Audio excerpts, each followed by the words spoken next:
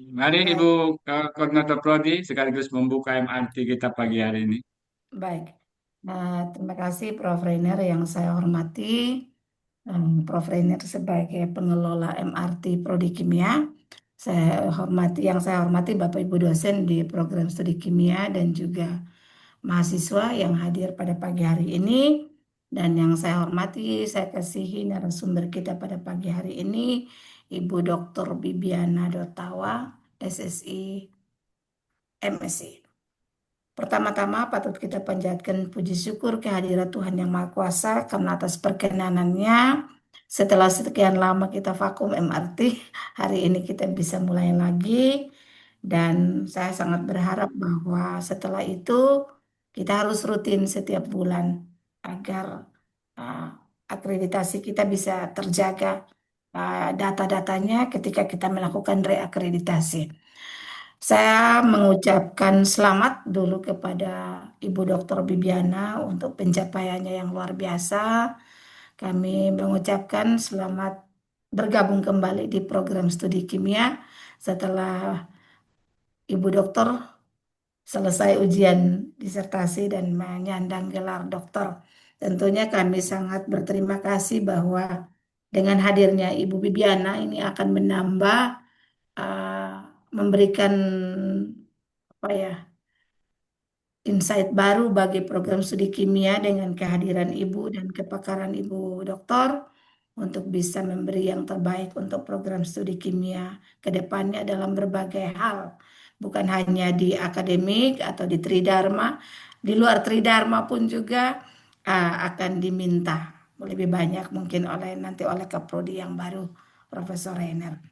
Dan Bapak Ibu, mungkin saya juga mau menyatakan bahwa Uh, hari ini juga pasti terakhir saya memimpin sebagai program Kaprodi, membuka dan menutup acara seperti ini dan mungkin Senin Prof. Reiner sudah bertugas sebagai koordinator program studi kimia.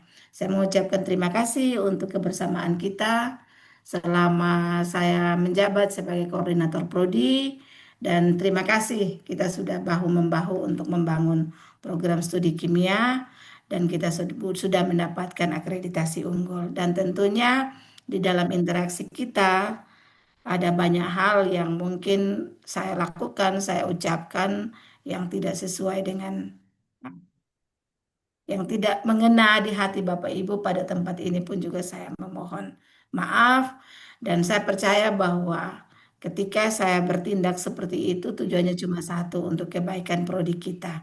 Dan ke depan saya sangat berharap bahwa di bawah kepemimpinan Profesor Ener Lerik, kita berharap bahwa prodi ini akan dibawa jauh lebih baik, melengkapi kekurangan-kekurangan yang ada pada kami sebelumnya, dan kami sangat berharap bahwa cita-cita dan juga harapan dari pimpinan kita agar tidak hanya kita akreditasi unggul dari Lamsama, tetapi kita juga bisa meraih akreditasi internasional. Mari kita bahu-membahu mendukung Profesor Reiner untuk kita bisa meraih itu. Karena sesungguhnya kita bisa. Mari kita mencoba itu dan saya sangat percaya bahwa ketika kita diberikan tugas untuk akreditasi ASI ini saya sangat percaya bahwa pimpinan juga tidak akan menutup mata, pasti akan melengkapi apa yang kita butuhkan. Sehingga mari kita bekerja dengan segenap hati. Mungkin saya terlalu jauh karena memang saya memanfaatkan momen ini untuk menyampaikan hal-hal yang terkait dengan program studi kimia. Baik Bapak Ibu, untuk tidak memperpanjang kata, hari ini adalah MRT kita pertama di tahun 2026 dengan narasumber Ibu Dr. Bibiana Dotawa. Saya lupa apa yang mau disampaikan judulnya, tetapi uh, saya percaya bahwa beliau adalah seorang pakar yang akan bisa memberikan pencerahan bagi kita terkait dengan bidang kepakarannya pada pagi hari ini. Dengan mengucapkan syukur kepada Tuhan Yang Maha Kuasa, saya membuka dengan resmi kegiatan MRT Prodi Kimia yang pertama di tahun 2026. Demikian yang dapat saya sampaikan pada pagi hari ini. Wassalamualaikum warahmatullahi wabarakatuh. Salam, Om Swastiastu, Namo Buddhaya, dan salam kebajikan untuk kita semua. Terima kasih. Terima kasih Ibu Profesor Febri. Selanjutnya untuk memandu kegiatan MRT kita, Bapak Profesor Pius Ola, kandidat Profesor Pius Ola sudah siap untuk kebetulan topiknya terkait zeolit juga ya, dan beliau juga dulu pernah mendalami zeolit sehingga pas lah kalau menjadi moderator untuk Ibu Dr. Bibiana Totawa. Kepada Bapak Profesor Pius kami silahkan. Baik, terima kasih atas kesempatan yang diberikan Pak Prof. Reiner. Eh, Tadi memanggil saya Profesor kayaknya agak susah Pak, jadi jangan ini dulu, ini saya jadi tidak enak nih. Eh, Baik, jadi Bapak Ibu, Ibu Korprodi yang kami hormati, Bapak Ibu eh, serta adik-adik mahasiswa, mungkin juga ada peserta dari luar yang bukan dari Prodi Kimia yang sama kami hormati. Jadi hari ini kita berkesempatan untuk mendengarkan presentasi dari salah satu staf dosen Prodi Kimia yang baru menyelesaikan tugas belajar S3-nya di ITB, yaitu Ibu Dr. Bibiana Dotawa. Eh, nah, sebelum beliau mempresentasikan eh, hasil penelitiannya, mungkin saya secara ringkas menyampaikan CV dari beliau. Nama Dr. Bibiana Dotawa SSI MSc, tempat tanggal lahir Dego Ngada 4 Juli 1975, riwayat pendidikan S1 di jurusan Kimia UGM lulus tahun 2001, S2 jurusan Kimia UGM lulus tahun 2010, dan S3 jurusan Doktor Kimia ITB lulus tahun 2025. Riwayat publikasinya terpantau pada Google Scholar. Beliau sudah mempublikasikan 28 artikel. 5 di antaranya adalah yang terindeks Scopus, ya, sedangkan H-indeksnya untuk H-indeks Google itu 6, H-indeks Scopus 2. Tapi kami yakin bahwa setelah selesai dari program doktor ini, maka nanti H-indeksnya ini akan naik secara cepat. Baik, jadi presentasi pagi ini nanti akan dilakukan dalam 2 sesi. Sesi pertama adalah sesi presentasi dari Ibu Dr. Bibiana, kemudian sesi kedua adalah tanya jawab untuk mendiskusikan apa yang beliau presentasikan. Ya. Saya kira itu penyampaian awal dari saya. Selanjutnya saya berikan waktu sekitar 15 menit, Bu, ya. Bisa ya? 15 Ya, menit baik. untuk mempresentasikan eh, penelitiannya. Waktu dan kesempatan Baik. saya beri. Silakan. Baik, terima kasih Pak Pius atas perkenalan terhadap uh, diri saya pada pagi hari ini. Baik, ini saya belum share screen, sabar ini. Oh ya, saya atur dulu Zoom di sini masih menghalangi.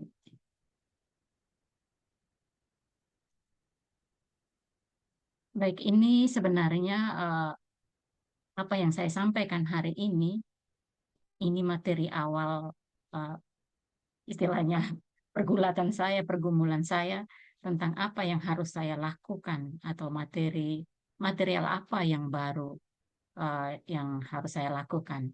Uh, jadi sebenarnya zeolit ZSM5 ini sesuatu yang sudah lazim banyak sekali orang bisa mensintesisnya.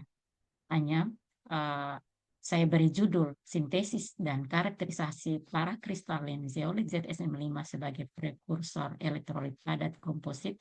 Ini sebenarnya ada latar belakangnya, mungkin disampaikan sebentar. Baik, saya dibimbing oleh ketiga orang-orang terbaik dari ITB, yaitu Prof. Dr. Imade Archan MS, itu bidang minatnya kimia fisik anorganik, Dr. Renat Rino Rahmata Mukti, SSI, MSI, bidang minatnya kimiaan organik fisik. Kalau Pak Made tadi itu ahli di polimer, kalau Pak Rino ini ahli di zeolit. Sementara yang berikut Profesor Dr. Eng Muhammad Miftahul Munir, SSI, MSI, ini dari bidang minat, dari prodi atau jurusan fisika, instrumentasi dan elektronika. Saya belum sempat melakukan penelitian dengan beliau karena keterbatasan waktu. Aduh, ke bawahnya bagaimana? Oke, baik. Sebenarnya yang melatar belakangi penelitian ini yaitu kebutuhan akan energi. Dan kita tahu sekarang bahwa karena energi orang bisa atau negara-negara saling berlomba-lomba untuk menguasai bidang energi ini dan juga bisa menimbulkan konflik atau perang yang kita tahu sekarang antara Iran dan Amerika. Itu sebenarnya masalah energi karena di Teluk apa namanya, saya tidak tahu di daerah Eropa, teluk sekitar Iran dan Irak itu merupakan kandungan memiliki kandungan minyak yang sangat tinggi. Uh, dan pengembangan terhadap atau penelitian terhadap bidang energi ini salah satunya yaitu baterai ion lithium. Baterai ini sebenarnya kita sudah gunakan di laptop kita ini, kita gunakan ataupun di HP kita. Namun yang kita gunakan itu baterai ion lithium konvensional. Apa bedanya konvensional dengan yang saya kembangkan, material sedikit dari yang saya kembangkan sekarang, yaitu kalau baterai ion lithium yang kita gunakan itu terdiri dari 4 komponen, yaitu katoda, anoda, separator, dan elektrolit cair. Jadi ada kutub positif, kutub negatif, dan bagian tengah itu terdapat separator yang di dalamnya ada elektrolit cair. Elektrolit cair ini biasanya dari pelarut organik, misalnya etil karbonat atau metil karbonat yang berfungsi untuk melarutkan garam elektrolit, misalnya LiCl4 atau LiPF6. Penggunaan material ini, pelarut polar ini sifatnya sangat volatil atau mudah menguap. Kalau kita kaitkan dengan stabilitas termal, itu stabilitas termalnya rendah. Sehingga ada kejadian-kejadian awal-awal kita menggunakan HP, biasanya kejadian HP meledak atau mudah terbakar.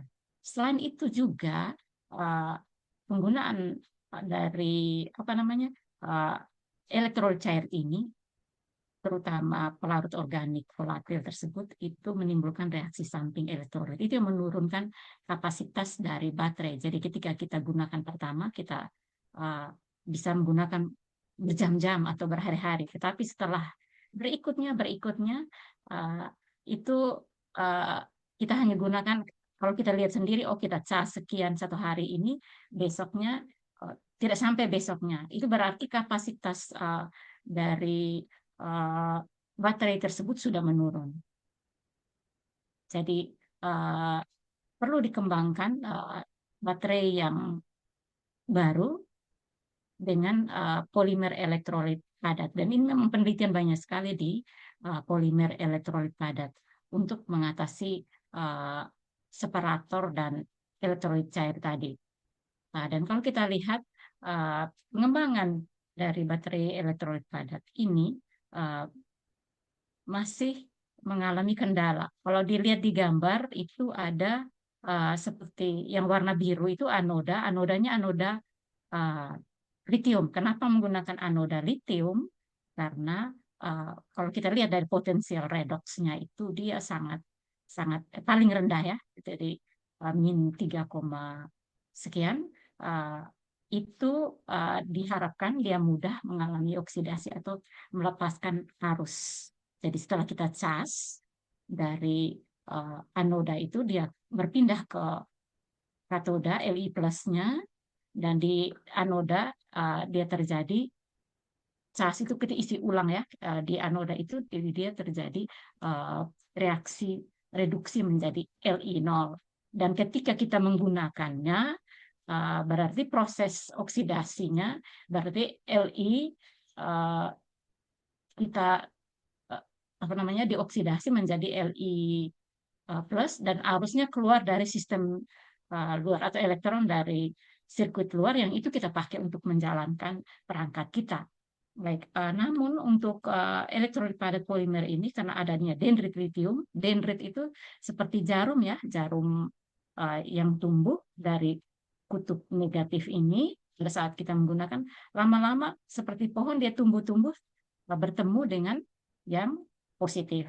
Dan ketika dia bertemu, itulah terjadi korslet. Jadi kalau muatan negatif dan positif apa namanya dipertemukan, akan terjadi korslet. Ini mungkin kalau saya dari tinjauan literatur itu karena kekuatan mekanik yang rendah. Dan juga kalau kita lihat juga tidak semua polimer elektropadat ini memiliki konduktivitas ion pada temperatur kamar yang tinggi, jadi atau konduktivitasnya masih rendah. Kalau untuk pengembangan lebih lanjut sebenarnya itu pengembangan untuk sistem peralatan kinerja tinggi seperti mobil listrik atau ini motor listrik atau yang lainnya. Dan ini kita masih tetap berharap ini baterai litium padat karena memang tadi potensial redoxnya sangat kecil sehingga dia mudah teroksidasi. Jadi saya untuk mengatasi masalah kekuatan mekanik dan konduktivitas ion ini sebenarnya saya mengusulkan jenis zeolit sebagai filler dari membran separator. Kalau sebelumnya elektrolit cair, kalau yang elektrolit cair dan padat ini dalam bentuk padat, berarti kita sebut sebagai elektrolit padat saja. Jadi ini materialnya silika light 1, ZSM5, CMCH, silika light 1. Ini ide pertama saya melakukan penelitian. Nanti setelah itu ada berkembang ide yang lain. Yang berikut, untuk mengetahui sifat atau kinerja dari zeolit ZSM5, tentu kita perlu mengetahui strukturnya. Jadi kalau kita lihat, ia mirip-mirip dengan senyawa-senyawa organik. Kalau dari struktur ini, kalau cincin 6 itu biasanya kita sebut sebagai sikloheksan. Terus yang ini cincin 5. Kalau dalam zeolit yang titik-titik hitam itu menunjukkan Si atau Al. Tapi kalau zeolit, kalau silika light itu sama persis dengan zeolit ZSM5, hanya isinya Si semua yang titik-titik ini. Terus penyambungnya oksigen. Kalau untuk zeolit ZSM5 itu ada sedikit Al, jadi titik ini bisa digantikan dengan Al. Jadi pada kesempatan ini saya sebenarnya mensintesis dua jenis zat, zeolit ZSM5 dan silika light 1. Tapi pada kesempatan ini saya menampilkan yang zeolit ZSM5 karena ini hasil ini saya sudah manfaatkan dan sudah publikasi juga karakterisasinya serta aplikasinya. Baik, struktur yang ini yang menjadi apa namanya temuan atau hipotesis saya tentang hasil penelitian itu, yaitu sekunder building unit. Jadi pentasel ini akan membentuk unit bangun sekunder, itu membentuk seperti apa namanya struktur. Saya kaitkan lagi dengan organik. Mungkin selama ini orang tidak melihatnya, tapi saya kaitkan dengan struktur sikloheksan dari konformasi perahu. Baik, ini saling terhubung akan membentuk kristal, dan kalau zeolit yang membentuk kristal sempurna itu strukturnya seperti peti mati.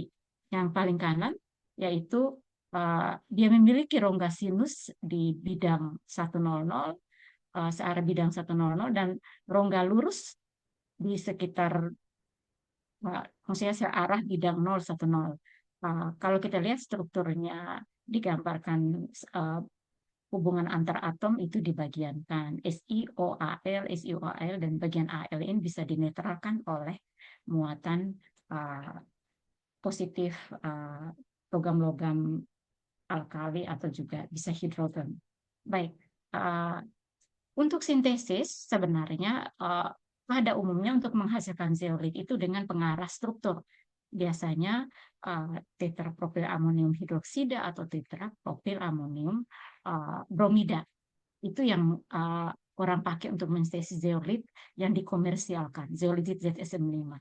Namun pada penelitian ini saya menggunakan tanpa pengarah struktur.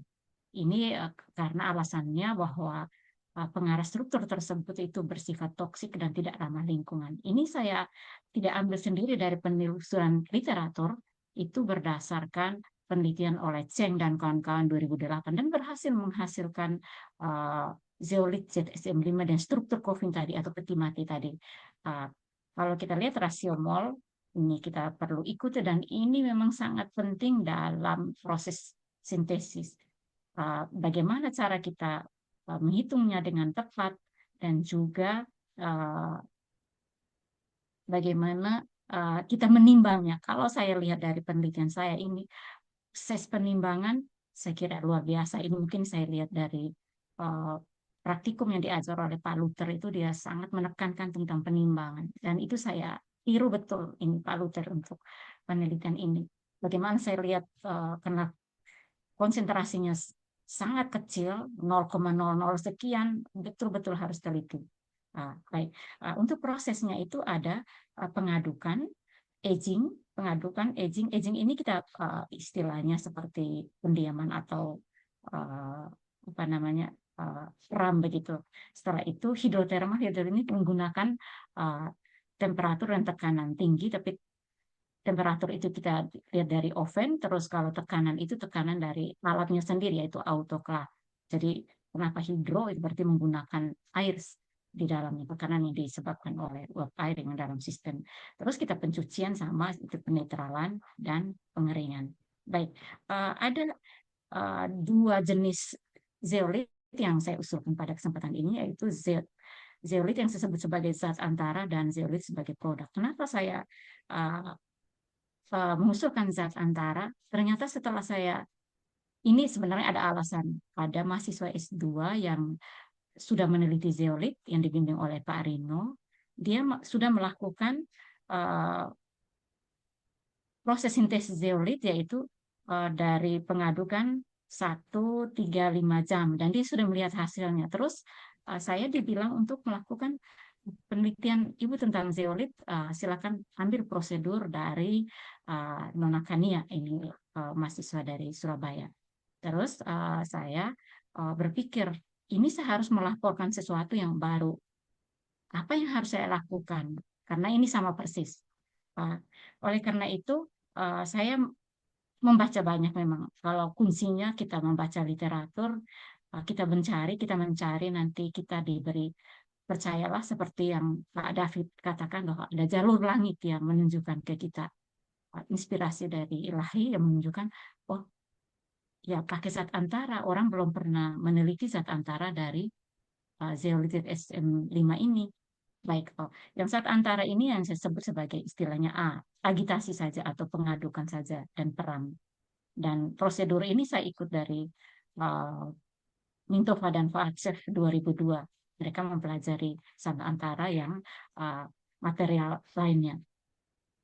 Baik, untuk perbedaannya memang hanya di proses hidrotermal. Kalau zat antara tidak melibatkan hidrotermal di oven ya 180 derajat Celcius, dan kalau untuk pencucian saya ikut prosedur yang sudah disampaikan oleh Mintova yaitu sampai 9,5 untuk zat antara, dan pengeringannya juga saya ikut prosedur itu pakai freeze dryer, kebetulan di sini ada alat itu, dan untuk produk itu saya pengeringan pakai fan. Ini hasil yang saya dapat sederhana, ada 4 analisis yang saya lakukan, FTIR, yang kedua SEM, yang ketiga XRD, dan yang keempat ini sorpsi dengan N2. Kalau kita lihat memang sederhana penggunaan hukum Hooke, yaitu 1/2 ini bilangan gelombang ya, K per mu 1/2 terus kali dengan K per massa reduksinya M1 M2 plus M1 tambah M2. Ini yang menjadi dasar pertimbangan saya menjelaskan apa yang saya hasilkan di awal penelitian saya. Kalau kita lihat antara hanya pengadukan dan aging atau rendam saja atau diam saja dengan hidrotermal dengan pemanasan, untuk Z yang 1 jam ya, 1 jam pengadukan itu kita lihat ini tidak ada kelihatan sepintas tidak ada perbedaan. Namun yang saya tunjukkan yaitu di daerah 950 ini saya lihat baik-baik ini orang tidak pernah membahas ini. Terus saya sampaikan juga di ujian awal seminar saya ini, saya diuji oleh Pak Grand Prix, dia nyatakan bahwa itu OH, saya minta koreksi dari orang organik, OH internal. Terus saya lihat lagi dengan rumus ini, saya katakan bahwa kalau menurut saya pasti ada sesuatu yang baru dan itu saya mencari dan nanti saya usulkan sebentar. Baik, dari semua ketiga jenis zeolit ini, kalau kita lihat dari aging dan hidrotermal, tidak ada perbedaan, hanya berbeda untuk zeolit ZSM5 ini yang paling khas yaitu di struktur atau di gugus fungsi D5R, double five ring. Jadi saya gunakan bahasa Inggris di sini saja ya, double five ring atau cincin ganda 5. Baik, kalau kita lihat ini yang nanti akan saya usulkan di bagian berikut, bahwa memang dengan zeolit, kalau kita lihat tadi saya bilang tidak ada perbedaan untuk saat antara, semuanya mirip, tetapi untuk produk hidrotermal yaitu untuk yang Z1JH atau 1 jam itu terbentuknya zeolit yang khas yaitu 540. Selama ini mereka hanya melihat yang ini, yang 540. Tetapi ketika saya meneliti bahwa yang kalau bentuk COVID-nya banyak, ternyata yang ini tidak ada muncul di 945. Berarti 945 atau 950 ini apa?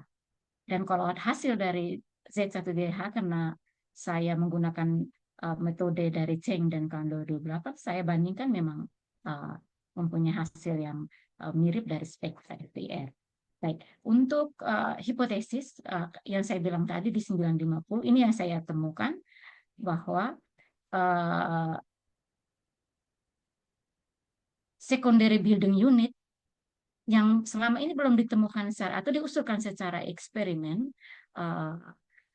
saya menyatakan bahwa saya temukan dengan IR yang sederhana.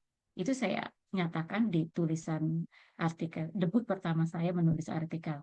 Dan ini sebenarnya dari sederhana saja, dari struktur saya cari, karena SI dan C itu dalam satu golongan mereka pasti ada sifat yang mirip-mirip.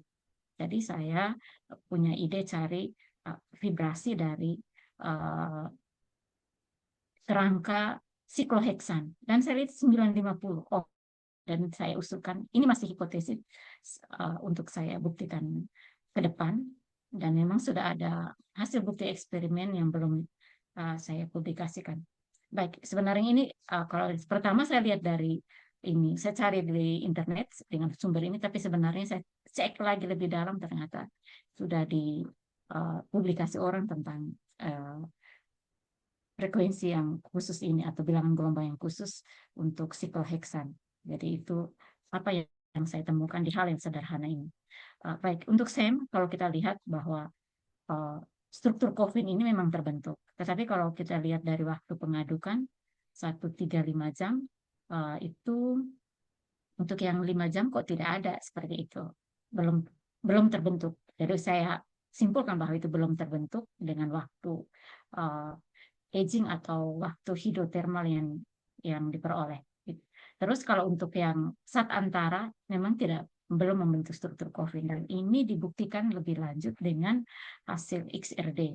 Kalau kita lihat XRD itu ada, kita tunjukkan bahwa yang membentuk kristal itu dia akan puncak-puncak tajam seperti Z1JH ini yang 1 jam aging dilansing ke hidrotermal, dia membentuk pik-pik tajam dan ini memang sangat khas untuk zeolit ZSM5. Setelah saya cocok dengan bank data ISA struktur, ternyata ini yang dihasilkan itu menunjukkan bahwa itu zeolit yang saya produksi. Sementara untuk yang saat antara semua kalau kita lihat puncak lebar saja itu saya nyatakan sebagai amorf saja. Hanya kalau kita lihat secara detail untuk Z3JH ada puncak-puncak kecil yang muncul. Saya tidak tahu apa, tapi yang jelas saya mencari istilah ini apa sebenarnya. Dan kalau kita lihat kristalinitasnya memang untuk yang Z1JH yang paling tinggi dan dari karakterisasi dengan sorpsi N2 yaitu adsorpsinya yang ke atas, terus ini desorpsinya yang ke bawah. Itu kita lihat bahwa kalau ada ini tidak ada tumpang tindih garis antara sorpsi dan desorpsi, berarti kita menunjukkan bahwa itu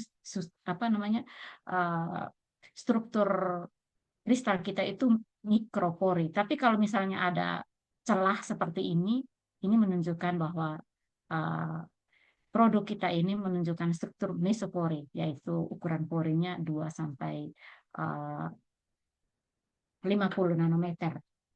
Dan kalau kita lihat dari hasil-hasil ini, saya bisa ambil kesimpulan bahwa struktur parakristalin itu saya peroleh pada waktu pengadukan 5 jam dan dilanjutkan dengan aging yang saya sebut sebagai 5JH. Dan ini saya aplikasi untuk semua saya punya penelitian selanjutnya Z5JH ini. Terus struktur kristal coffin peti mati itu dihasilkan kalau kita lihat lebih banyak pada Z1JH dari tadi kita lihat di SEM, terus dan untuk Z3JH semakin sedikit coffin. Dan kalau untuk pemanfaatannya saya menggunakan semua jenis zeolit ini. Sebenarnya kalau dari pemikiran awal kita sintesis zeolit ZS5 kita aplikasikan, tetapi ya itu tadi seperti Pak David bilang ada jalur langit, ya gunakan saja semua. Kan kalau kita ikut penelitian sebelumnya, ya kita pasti pengen hanya dapat zeolit SM5 yang kita pakai karena dia menghasilkan struktur kristal. Dan keberuntungan karena saya menggunakan semuanya dan ternyata saya peroleh yang parakristalin ini bisa saya aplikasikan di membran elektrolit padat. Mungkin di sesi berikutnya. Baik, thank you very much, Pak Pius. Oke, terima kasih Ibu Dr. Bibiana yang telah menyajikan hasil penelitian yang luar biasa. Ya. Beliau sudah menerangkan dengan sedetail mungkin saya kira tadi ya. Untuk itu, selanjutnya kita masuk ke sesi tanya jawab. Bisa langsung mengangkat tangan di Zoom ini atau bisa juga melalui chat ya. Boleh, dipersilakan. Waktu diberikan sekarang, silakan. Saya Pak Pius. Silakan Bu, langsung saja. Oke, terima kasih Bu Dr. Bibiana. Risetnya luar biasa dan kami yang bukan orang material itu juga dari beliau menerangkan ini kami juga ikuti dan luar biasa. Saya cuma tertarik dengan yang terakhir itu Ibu Bibiana, Ibu Dokter yang kesimpulan ini ada kata peti mati itu maksudnya apa? Yang ini. Itu saya pengen tahu maksudnya apakah memang hanya terjemahan atau ada makna filosofinya. Terima kasih Ibu. Langsung ditangkap saja Bu ya. Oh baik, terima kasih Silakan. Ibu Febri. Ini sebenarnya kalau kita lihat dari apa ya, yang dari penelitian yang kita gunakan, apalagi kita orang kimia ini betul-betul sangat ini ya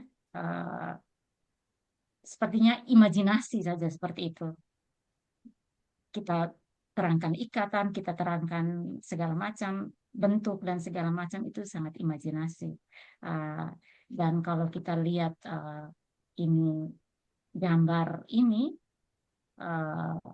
itu menunjukkan bahwa kalau diusulkan oleh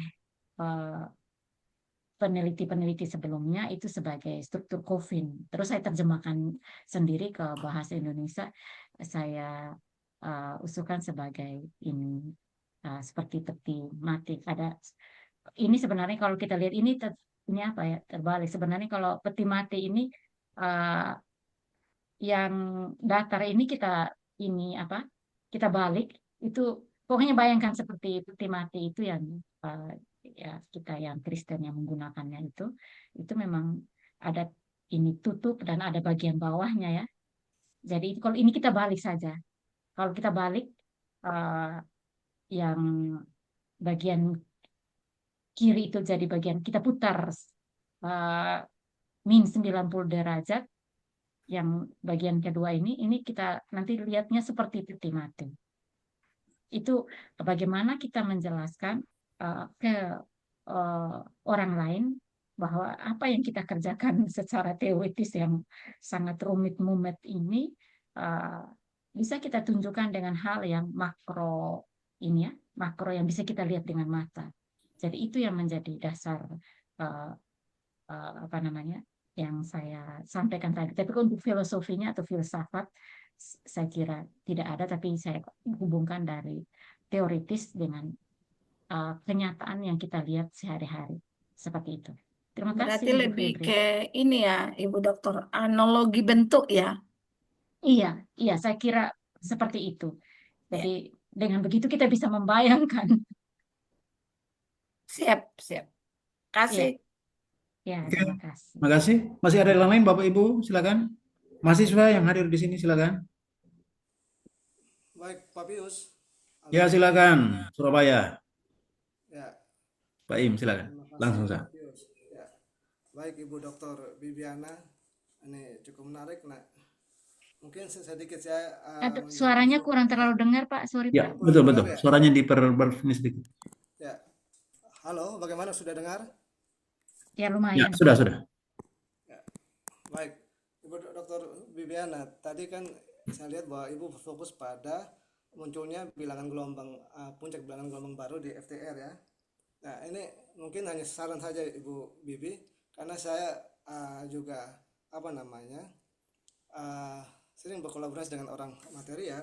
Mereka biasanya itu kalau hasil FTR itu dikombin dengan spektroskopi Raman, kalau nggak salah, kalau tidak salah, karena dari situ akan lihat ya bagaimana bilangan vibrasi yang muncul, karena antara Raman dan FTR ini kan sama-sama metode teknik analisis ya berdasarkan vibrasi molekul, tapi ada perbedaan dalam bagaimana prinsip kerjanya.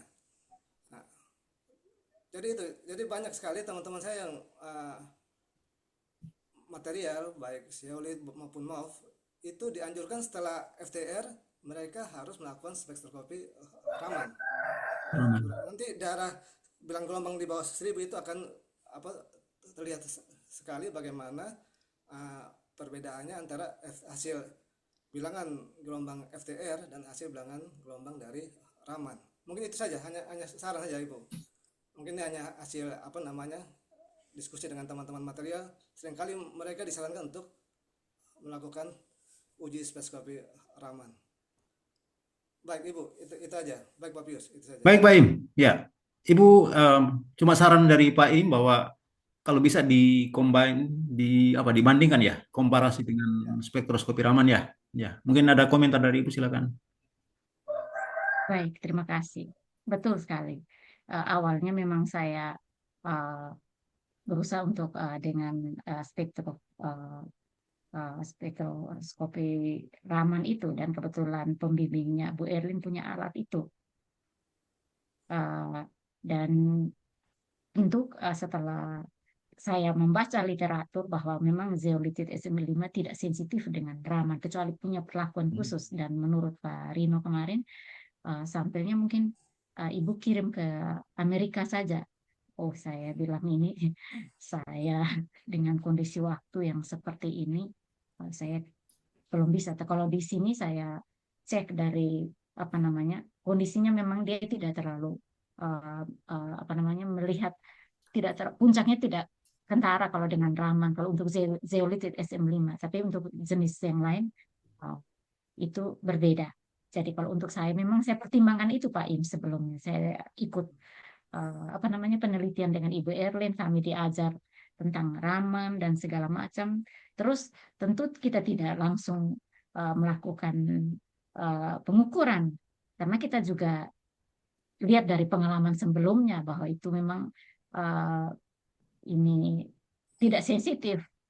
Jadi karena tidak sensitif dari semua ini literatur yang saya baca, makanya saya tidak lakukan dan juga alatnya juga sangat sensitif dan sangat mahal. Jadi ya saya berpikir uh, kita dengan awam menggunakan alat ini uh, kalau bermasalah ya hasil yang kita dapatnya kan tidak sesuai. Misalnya kalau misalnya tidak masalah ya aman, tapi kalau ada masalah biaya Ya, ini sangat tinggi apalagi kita yang masih awam karena di sini kita menggunakan sendiri peralatan itu. ya, Saya kira betul. itu saja Pak Im. Terima kasih atas sumbang sarannya. Ya, Mungkin saya betul. cari metode yang bisa mendeteksi ini. Ya, Baik, betul. terima kasih untuk Betul. penjelasan. Ini ada juga apa Bagus, nama komentar dari Ibu Hermania di kolom chat itu bahwa Raman di sini kurang mendukung untuk karakterisasi solid. Ya, jadi ya. ya.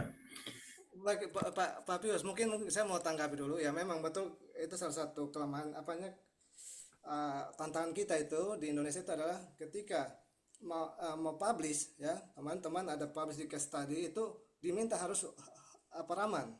Dan terpaksa teman melakukan itu Raman. Itulah tantangan kita di sini. Untuk publikasi di harus itu ya, nanti kesulitan kita adalah bagaimana kita bisa menjawab itu ya.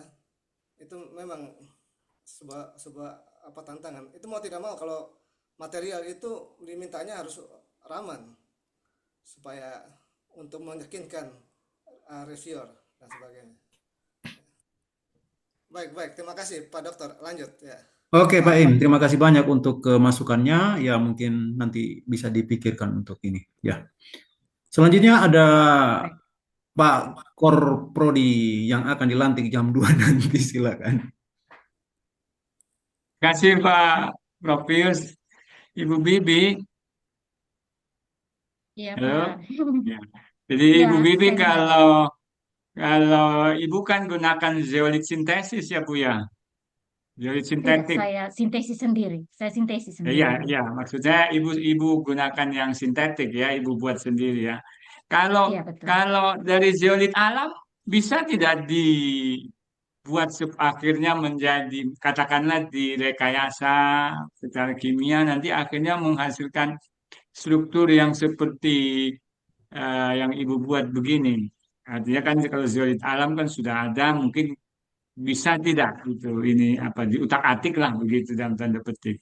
Kemudian yang kedua, kalau di sintesis saya belum pernah tahu atau belum pernah melakukan sintesis anorganik ya, senyawa organik. Tapi apakah Aduh, ada saya tidak dengar urutan internet saya yang bermasalah. Oh gitu. ya, Suaranya tidak kedengaran, halo, Prof. Renner. Tidak tidak kedengaran kedengaran. oleh Ibu Bibiana. Kalau saya dengar jelas. Nanti baru kalau kedengaran Bu.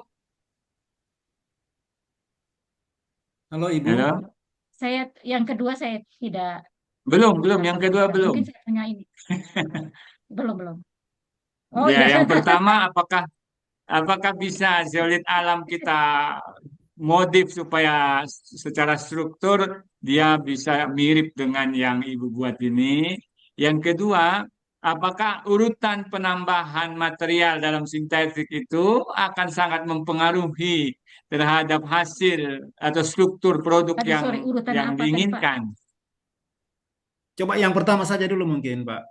Oh, baik. Yang pertama, apakah zeolit alam bisa untuk dimodifikasi sehingga menghasilkan struktur seperti coffin tadi ini, seperti peti mati itu? Ya, baik Silakan Bu, Pak. dikomentari saja dulu yang Terima pertama. kasih. Oh, sorry Pak Pius. Terima kasih. Iya, saya kebetulan pas masuk di sini ada teman-teman yang eh, modifikasi, Pak. Modifikasi dari satu jenis. eh, Kebetulan mahasiswa S2, eh, ini ada yang sekarang sementara mahasiswa S3. eh, Sorry, saya lupa istilahnya, cara modifikasi ini. Mungkin Ibu Erlin ingat eh, penelitian punya Dian, mahasiswa PMDSU yang dibimbing oleh Pak Rino juga. Istilahnya apa ya?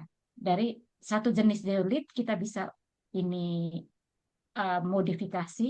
Jadi kita hancurkan strukturnya dulu dengan kebetulan saya ikut seminarnya Adek Tommy yang sudah lulus.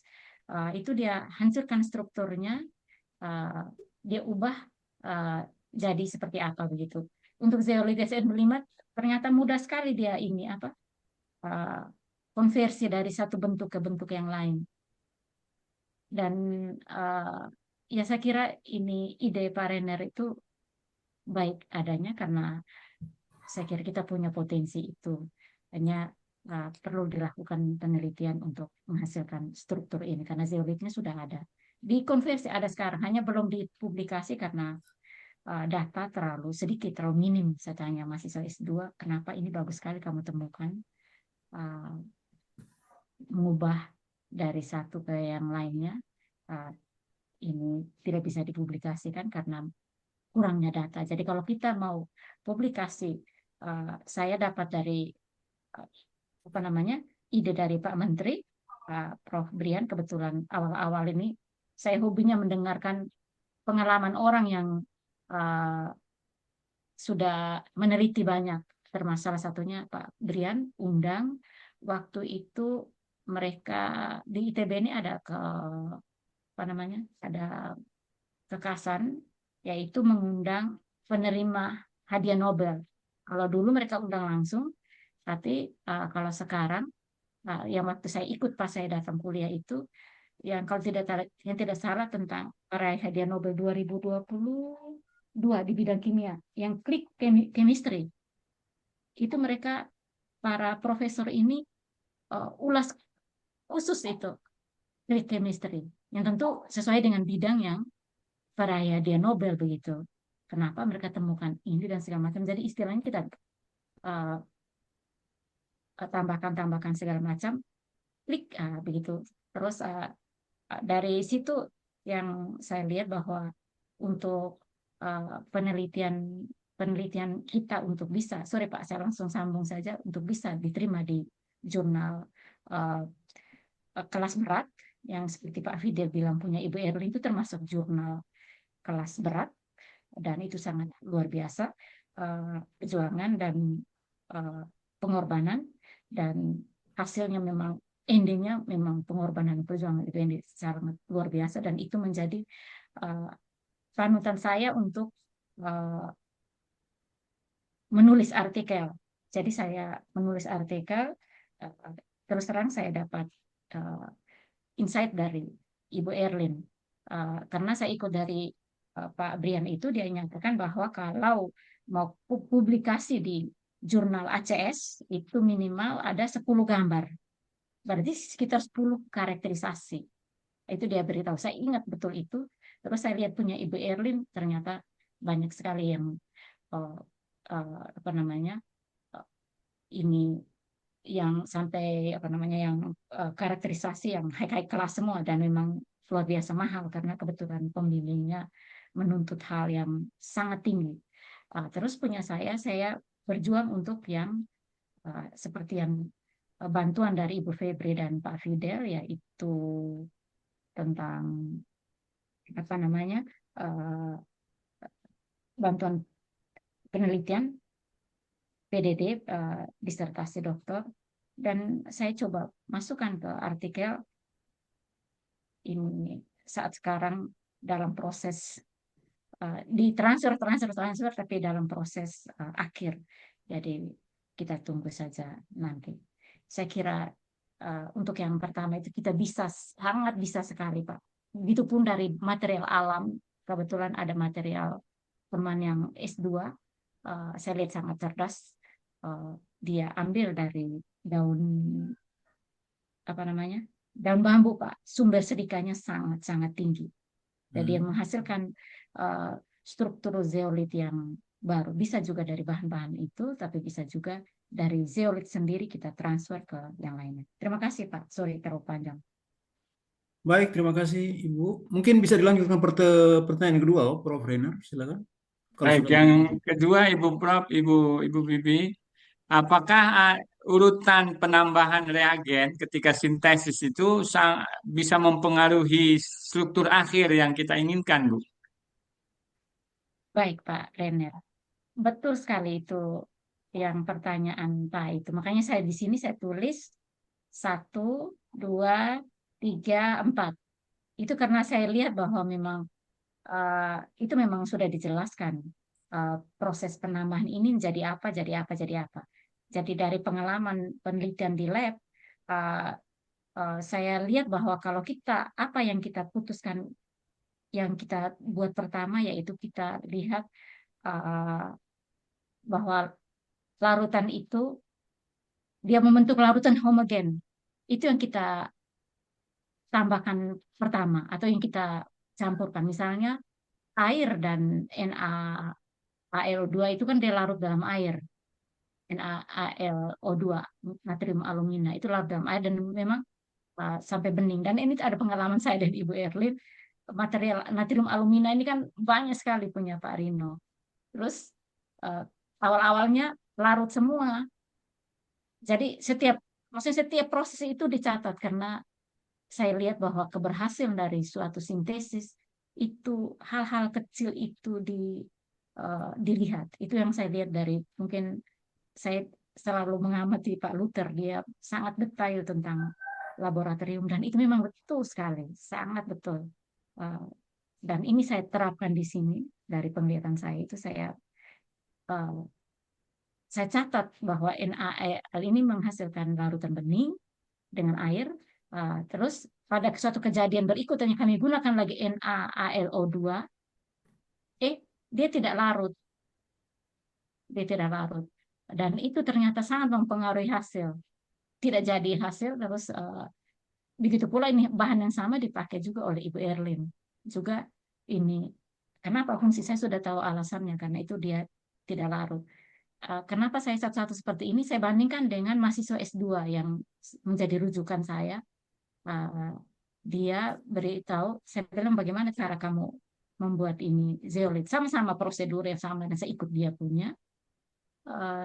Saya campur satu kali dan saya lihat semua mahasiswa S2 yang saya lihat di sini mereka campur satu kali, cerak satu kali baru aduk. Dan saya hanya waktu itu berpikir bahwa ya karena dengan materi kuliah koloid permukaan itu kan kalau misalnya sistem yang apa namanya yang homogen itu kan cenderung membentuk ini apa namanya interaksinya semakin bagus. Terus saya tambah satu, saya lihat bening. Terus saya tambah apa lagi ya? Saya tambah yang jelas NaOH itu kan larut ini di dalam. Misalnya NaOH memang cair. Kalau tambah pasti saya tes tambah begitu ternyata tetap bening, tetap bening. Setelah tambahkan saya tambahkan tetes demi tetes. Jelas ini saya tetes demi tetes karena ini untuk pengetahuan dan selanjutnya saya kerjakan seperti itu. Untuk tambahkan Bluedox. Bluedox ini sumber silika ini ya, larutan silika dengan SiO2-nya 40%. Itu ternyata kita tetes pertama dia masih bening.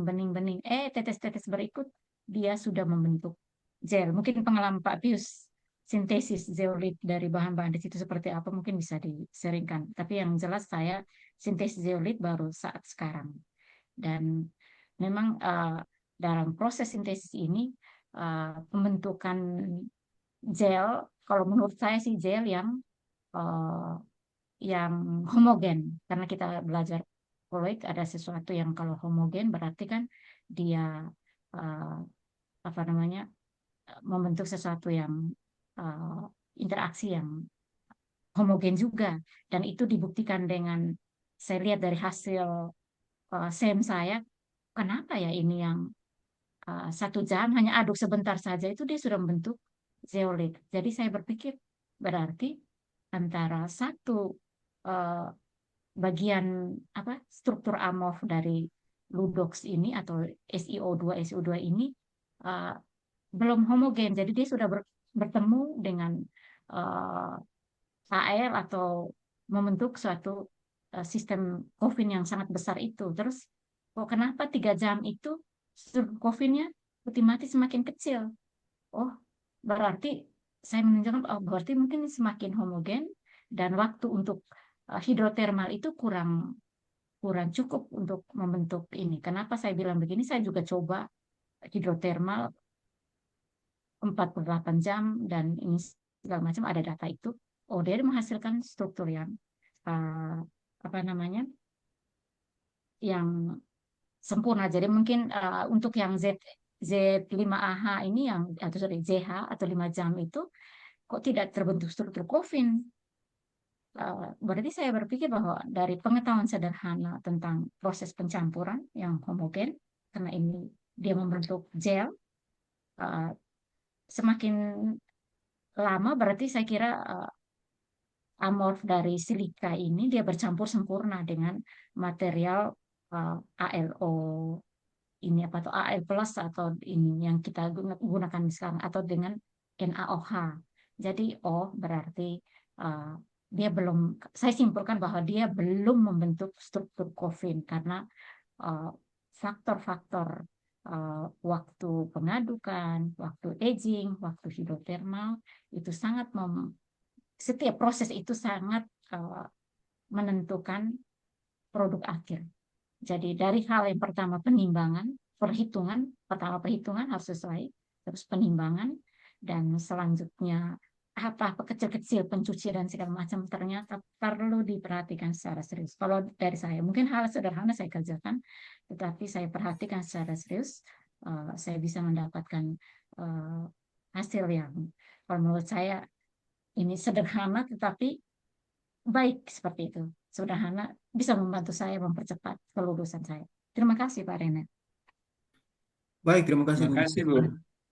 Ya, ya saya sendiri tidak pernah tidak pernah mensintesis zeolit Bu ya. Saya dulu pernah pernah pakai zeolit tapi cuma pakai zeolit alam hanya untuk pakai sebagai adsorben. Jadi belum punya pengalaman untuk sintesis seperti ini Bu. Eh, Masih ada lagi? Silakan. Pius, Ya, silakan Pak Prof Anton, silakan. baik. Ibu Bibi mohon izin, mau nanya sedikit saja Bu Bibi. Kalau dari yang Ya, terima kristal kasih Pak. kristal set M5 ini bisa dapat dibuat single kristalnya, Kak? Atau kita hanya bisa memperoleh amorf kristalnya? Seandainya kalau bisa, maksud saya kalau bisa dapat single kristal, walaupun ukurannya agak besar, nanti kan bisa dikonfirmasi strukturnya lebih pasti dengan X-ray single kristal. Itu mungkin di ITB ada. Oh, iya Pak. Baik Pak. Saya ini yang jelas ini apa namanya uh, yang untuk yang single kristal ini memang saya belum tidak berpikir sampai ke sana.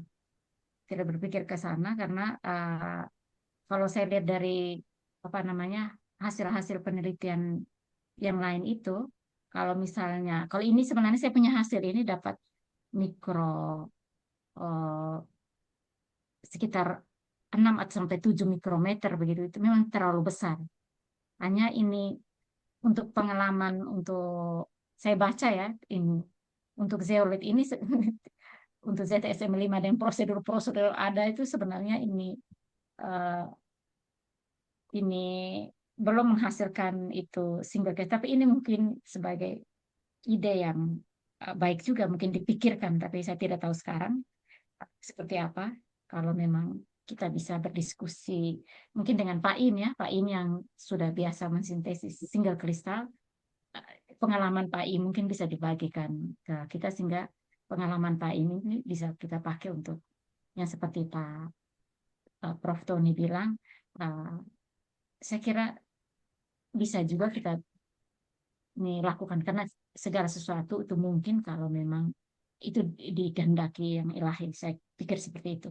Jadi kalau memang itu ada tujuan khusus Benar. kita Ya. mempelajari itu, Betul, betul Bu mungkin Pak Bibi. Tony mungkin bisa, ya. Betul, Bu Bibi, saya lihat itu memang rata-rata yang dianalisis dari set SM5, yaitu memang set SM5 itu memang rata-rata seperti yang Ibu buat, tapi ada satu paper itu yang dia pakai single crystal tuh, ada pakai single crystal dari Cina juga Bu Bibi. Jadi mungkin ada, kalau maksudnya ya kalau sambil-sambil mungkin ini bisa juga sambil mencoba sambil run yang lain bisa coba dimungkinkan itu nanti kalau dapatkan bisa dibiarkan atau beberapa percobaan dilepaskan saja. Siapa tahu kalau bisa dapat Bu Bibi untuk kedepannya. Itu sebenarnya, sorry Pak Prof. Tony, mungkin yang di paper itu tuh dia manfaatnya untuk apa begitu kalau kita perlu mensintesis single kristal? Maksud saya kalau ini Ibu tahu, maksud kalau kita tahu ini bentuk coffin ya, itu yang pasti kan yang bagusnya itu kan lalu konfirmasi kalau single kristal bisa menunjukkan seperti itu kan kita tahu persis bagaimana model kristal yang benarnya. Jadi dimensi 3 ruangnya seperti apa kita langsung tahu. Itu kan mungkin untuk nanti ke kecepatan apa ya, kecepatan uh, masuk ke puri itu kan juga nanti menentukan Ibu, kayak sepertinya Ibu gitu ya. Oh iya baik Pak, terima kasih. Ya betul, saya dapat sesuatu yang baik pada pagi hari ini. Iya baik Pak, mungkin eh, itu yang saya belum berpikir sampai di sana. Oke, baik. Saya kira eh, kita sudah 1 jam lebih ya. Pak Dr. Pius, Ya, baik Pak ya. mungkin saya mau menyampaikan tadi apa yang disampaikan Prof. Tony dan Ibu Bibi. Ya, saya yang bekerja dengan kristalografi untuk mendapatkan untuk mendapatkan senyawa kristalin itu kan kita tentu harus melihat dulu bagaimana fase kristalinnya. Kalau single kristal itu pasti satu fase dan itu sangat dengan kemudiannya sangat tinggi. Nah, kalau dengan senyawa kita satu fase, kita tes foto difraksi. Kalau dia difraksinya beraturan, itu peluang untuk menuju ke single kristal itu bisa dilakukan karena ada 2 jenis X-ray difraksi. Pertama X-ray difraksi powder dan X-ray difraksi single kristal. Nah, kalau dia bisa mengarah dari hasil foto difraksi itu dia bisa mengarah ke single kristal, maka dilakukan X-ray difraksi single kristal. Tapi kalau pola difraksinya dari foto difraksi itu pola difraksinya tidak beraturan, maka itu peluang untuk menjadi single kristal sangat kecil. Sebaiknya gunakan single kristal yang bubuk atau powder. Nah, itu. Nah, masalahnya adalah untuk menghasilkan senyawa single kristal ini sangat sulit ya dilakukan. Dia harus ada pelakuan khusus, baik itu temperaturnya dan sebagainya. Itu karena dia sekali ada goncangan tekanan yang tidak pas, maka sangat sulit memperoleh struktur yang sangat murni, ada struktur kristal yang sangat bagus. Nah, itu kesulitannya di Indonesia.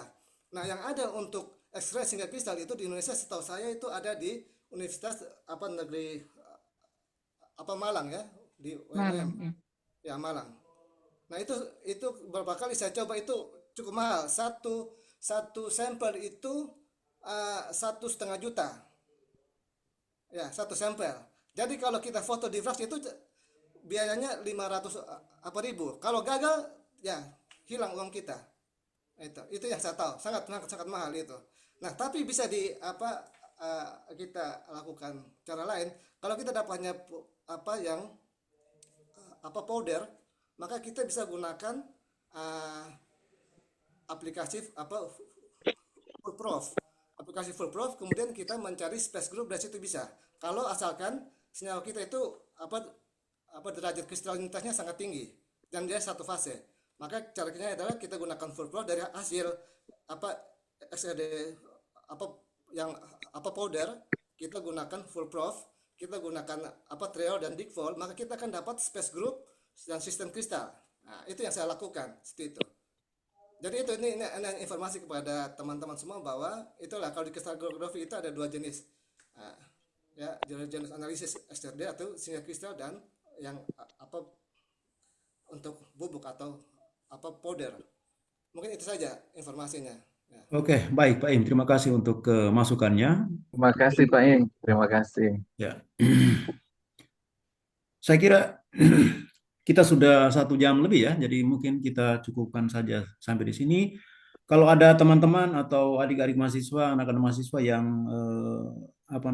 yang punya ketertarikan dengan apa yang telah dipresentasikan oleh Ibu Dr. Bibiana, bisa berkontak secara langsung saja ya. Saya kira Ibu ini sangat terbuka untuk membagikan ilmunya ya. Saya kira itu saja. Saya ucapkan terima kasih untuk kehadiran kita dalam mengikuti presentasi dari Ibu Bibiana pada pagi hari ini. Terima kasih juga untuk Ibu Dr. Bibiana untuk telah membagikan hasil penelitiannya.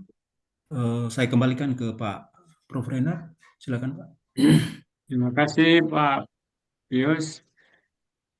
Ibu Koordinator Program Studi masih ada? Ibu Prof?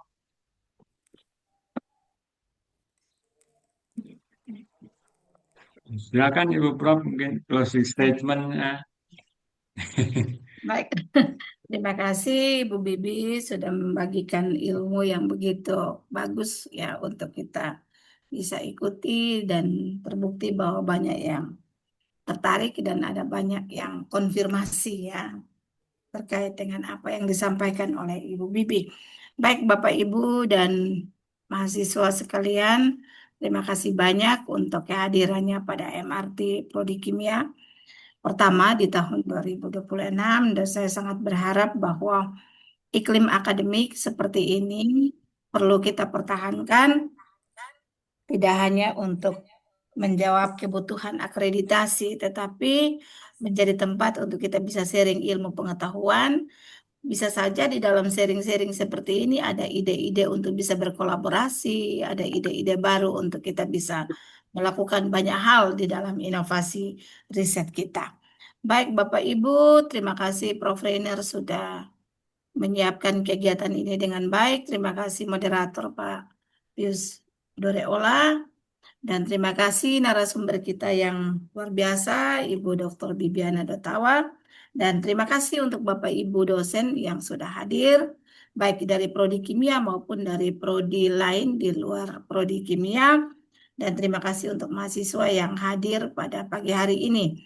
Dan saya juga, Bapak Ibu mohon maaf, saya sempat juga tadi memberitahukan bahwa kalau mahasiswa tidak join, nanti KRS-nya tidak diuruskan oleh Bapak Ibu dosen. Jadi besok kalau ada yang menanyakan Bapak Ibu coba sedikit kasih sok terapi begitu untuk selanjutnya mahasiswa itu harus rajin ikut hal-hal yang seperti ini.